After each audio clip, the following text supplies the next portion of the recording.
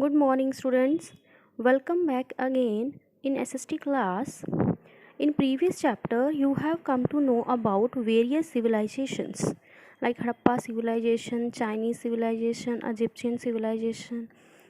You come to know about how they settled their life and how have they flourished their life. Now, in our next topic, you will come across with the new terms that is Janpadas and Mahajanpadas. These are also people. And before to begin with, let's have a look on the learning outcomes of this chapter. Learning outcomes. After the completion of this topic, you will come to know about what is Janpada and Mahajanpadas and how Mahajanpadas gained their territory over Janpadas. Here you will come across the new terms that are Janpadas and Mahajanpadas. So in this chapter we will talk about Janpadas and Mahajanpadas. Who were they? You will come to know about these from the scriptures of Buddhism, Jainism or the traditional literature that is Puranas. We get the information from these sources about Janpadas and Mahajanpadas. What is Janpadas? Janpada means a region, an area where people settle their foot. So Jana means people and Pada means foot. So earlier people have settled at Gandhara. तो जनपदा का area कौन सा है? Gandhara in Afghanistan, Kuru, Panchala, Videha, these are in Uttar Pradesh and Bihar. These were the areas of Janpadas. In beginning ये जो लोग थे they were the same tribe, means they all were Janpadas, but with the passage of time कुछ जनपदास जो थे वो ज़्यादा powerful थे and they have gained the territory of other Janapadas. तो उन्होंने जैसे वॉर के ज़रिए युद्ध करके दूसरे जनपदास की टेरिटरी को भी अपने अंडर कर लिया and those Janapadas became mahajanapadas.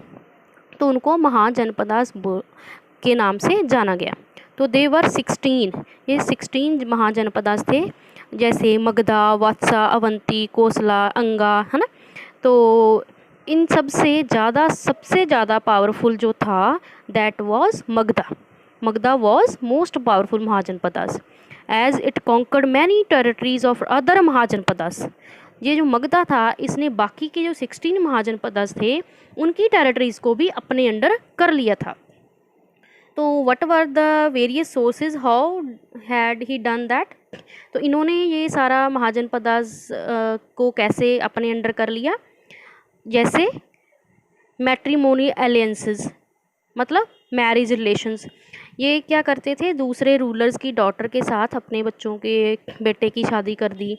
तो इसके साथ क्या, उनकी टेरिटरी भी अपने अंडर आ गई, है ना. तो ऐसे कुछ उनके स्टेप्स थे जिनको फॉलो करके उन्होंने अपने दूसरे महाजनपदास की टेरिटरी को भी अपने अंडर कर लिया.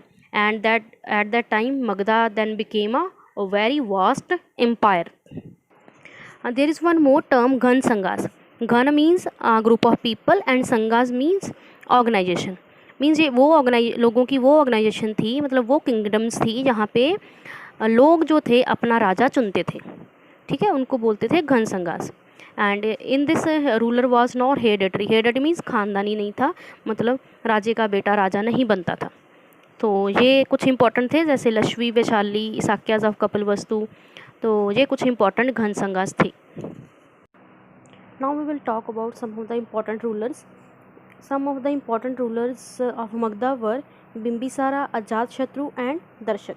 They all were very powerful and they had very effective administration system. After these rulers, Nanda dynasty started ruling Magda. Nanda क्या है? This is a surname of people, and under these Nanda dynasty people, Magda attained very prestigious position. Magda became very powerful and very famous. The last king of Nanda dynasty was Ghananda. To know more about Janapadas and Mahajanpadas, let's watch a video.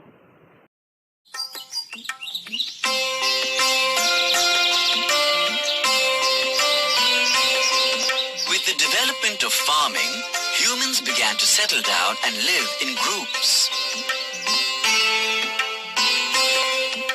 In the Vedic age, these settlements were known as Janapads. That is, the land where the Jana or tribe has set its foot or settled down. These Janapads mostly developed in the northwest part of India during the Vedic period. The Janapads were small settlements and their main occupation was agriculture. People started growing crops like rice, sugarcane, wheat, barley and mustard.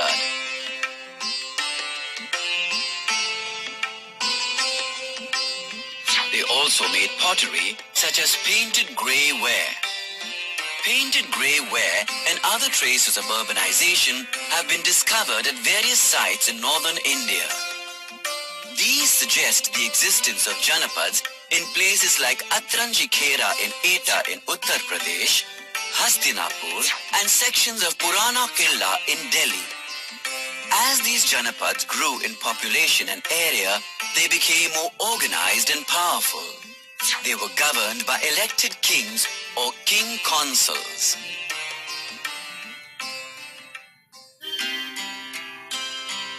Often, an existing king of one Janapad would take over other Janapads and proclaim them as his own.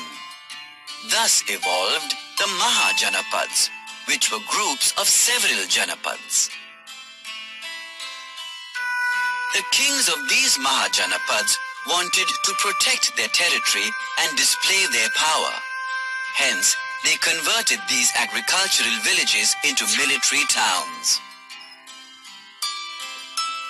Forts were built to protect the kingdoms from invasion. Soldiers were deployed and villagers were trained to build these huge brick structures.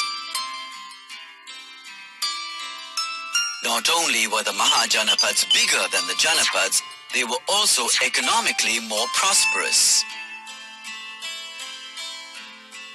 The people in the Janapads were mostly involved in farming. However, the development of the Mahajanapads meant that the settlers gradually got involved in other functions like warfare and building forts.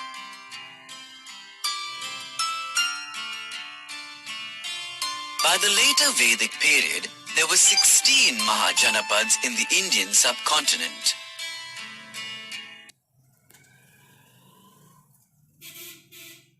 Koshala, Vatsa, Avanti and Magadha were some of the important Mahajanapads during this period. Click each Mahajanapad to learn more.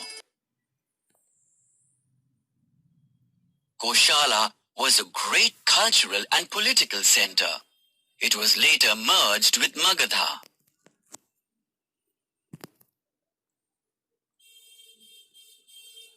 Vatsa had a vast merchant population since its capital, Kosambi, was a prosperous economic center.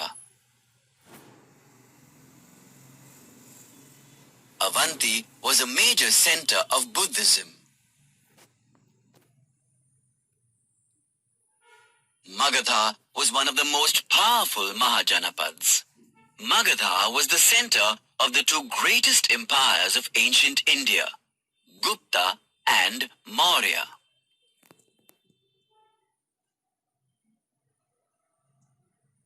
That's all about today. Hope you got it all. Thank you. Have a nice day.